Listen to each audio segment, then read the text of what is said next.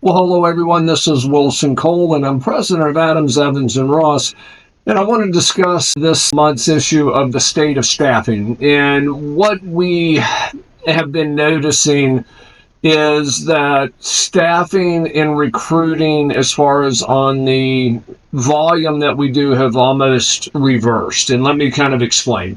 We deal with about 3,500 clients. Half of our clients are staffing, half of our clients are recruiters.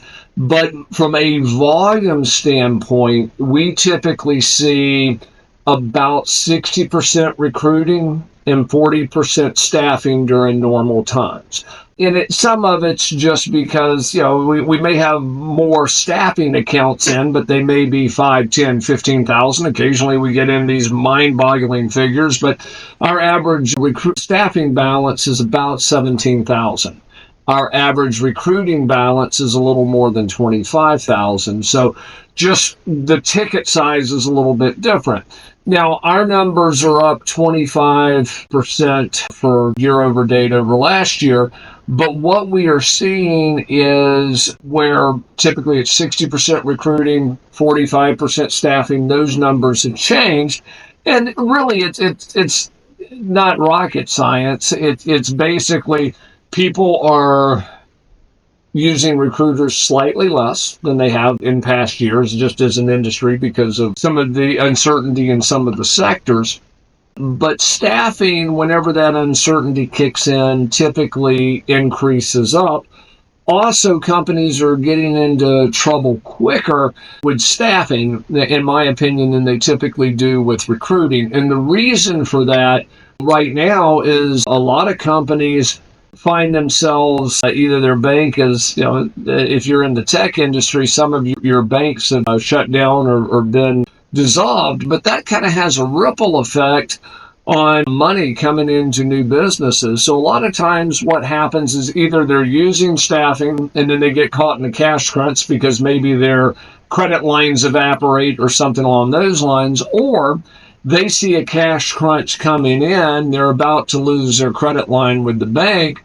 What they do is they shift that responsibility of payroll over to staffing. Now, that can still be very profitable, but just understand you've almost positioned yourself somewhere between a staffing firm and a bank, and quite frankly, in my opinion, it's somewhere kind of in between there. And we've had that discussion many, many, many times. And the biggest thing that I tell all of our staffing clients is if somebody were to pick up the phone and call you and ask for $10,000, you'd laugh, you'd hang up the phone, and you'd go tell everybody that you ran into about the nut that called you. The one thing that you need to realize is every time that you extend credit to companies, especially when it comes to staffing, you're doing exactly that. You're loaning them money because you're having to make the payroll. You're having to make all of those expenses in hopes to get paid. Now, it's very profitable. You know better than I do how profitable it is, but there are certain risks.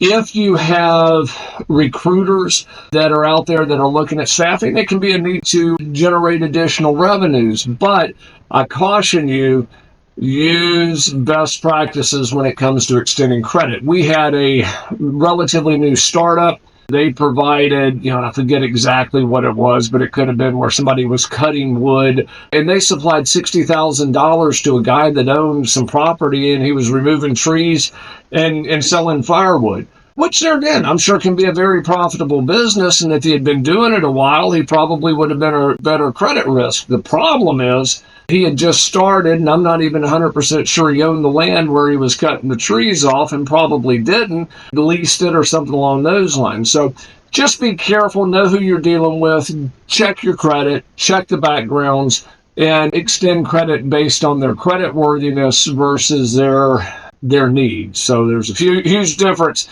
Somebody could be a wonderful $5,000 credit risk and a horrible $50,000 credit risk. So I suspect in the height of things, depending on where the economy goes, I think it could level back out, or we may even see a little bit more of a shift towards staffing just because of the nature of the industry. We could probably even go somewhere around 35-65 type split. That's typically where it winds up if it's a true slowdown. I'm always confident in the economy. I'm a firm believer that the economists have have predicted 10 of the last 2 recessions. So run your business based on your numbers, not on all the hype. But with that being said, just make sure if you're extending out credit that you are making sure that you're following best practices.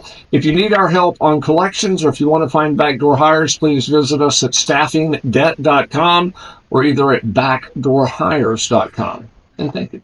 Hey guys, it's Wilson again, and this video was brought to you by Adams, Evans, and Ross. And if you like the video, please make sure that you click on the subscribe button and also like the video. If you have any questions or comments, please leave those below as well. If you'd like to learn more about our company, please visit our website at staffingdebt.com. And also remember, if there's no collection, there's absolutely no cost at all.